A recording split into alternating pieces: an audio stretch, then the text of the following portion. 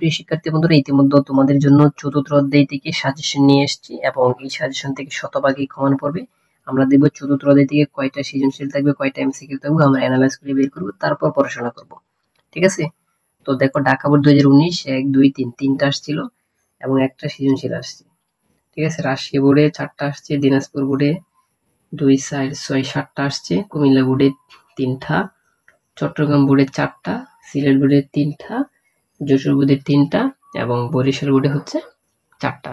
এটা হচ্ছে 2019 সালের রিপোর্ট। 2018 সালেরটা তোমরা দেখে নাও এবং 17 সালেরটাও দেখো, 16 সালেরটাও দেখো। এই রিপোর্ট অনুযায়ী এখন এবছরে 2024 সালে কয়টা আসতে পারে। প্রিয় শিক্ষার্থী, তোমাদেরকে আমি বলে রেখে সর্বোচ্চ গেলে 4টা আসবে এখান থেকে, এমন আছে 3টাও থাকতে পারে। ঠিক আছে? তো প্রশ্ন দেখতে পারে যে স্যার 25টা কেমনে মিলাবে।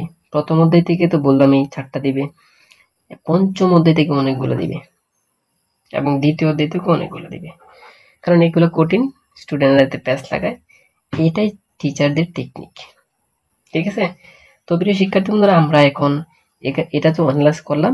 এখান থেকে এখন আমরা কিভাবে এই বিষয়টাকে আমরা আলোচনার সাপেক্ষে আরো বেশি আনতে পারি, এই বিষয় নিয়ে আমরা আলোচনা করব।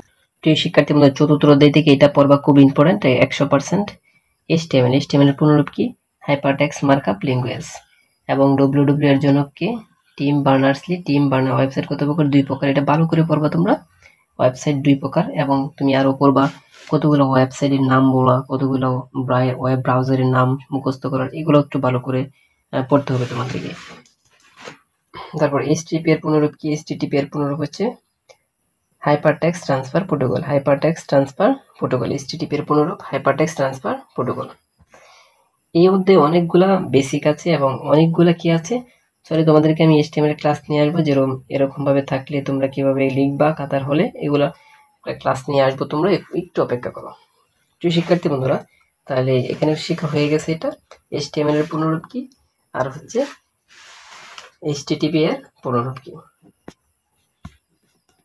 তো আমরা এমসিকিউ এর জন্য আরেকটা কথা বলে রাখি, ওয়েবসাইট 2 প্রকার, একটা হচ্ছে ডাইনামিক আর একটা হচ্ছে স্ট্যাটিক। একটা ওয়েবসাইট হচ্ছে, যেমন এটা দেখো, এটা হচ্ছে অপরিবর্তিত। কোনো ওয়েবসাইট তথ্য অপরিবর্তিত থাকে, এটা হচ্ছে স্ট্যাটিক, মানে স্থির থাকে।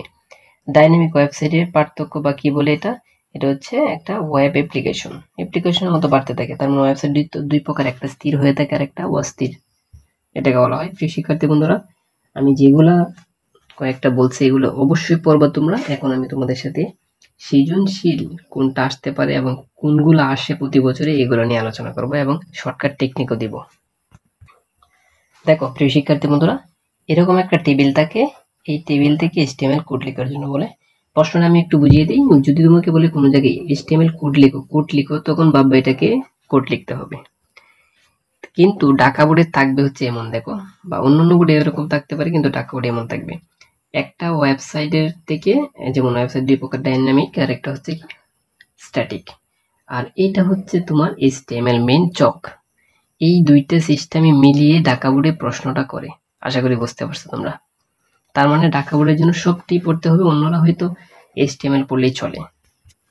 যেমন এই যে সৃজনশীলটা দেখো, এটা খুব ভালো করে দেখো, স্ক্রিনশট দিয়ে রাখো সবাই। এটা একটা টেবিল, এটাও একটা টেবিল, এই দুইটা টেবিল। কিন্তু এই টেবিলের মধ্যে রো আর কলাম বুঝতে পারলে একদম সহজ দুনিয়া। কোনো কিছু যদি খালি থাকে তখন বিয়ার লিখতে হয়, কিন্তু নিচে পড়ে দেখবা এটাকে কোনো কিছু বলছে কিনা। দেখো, ইনস্টিটিউট PNG এখানে বসাইতে হবে। তারপর একটা চক এখানে দেখো সুন্দরভাবে দেওয়া আছে, এমপ্লয়ি ইনফরমেশন।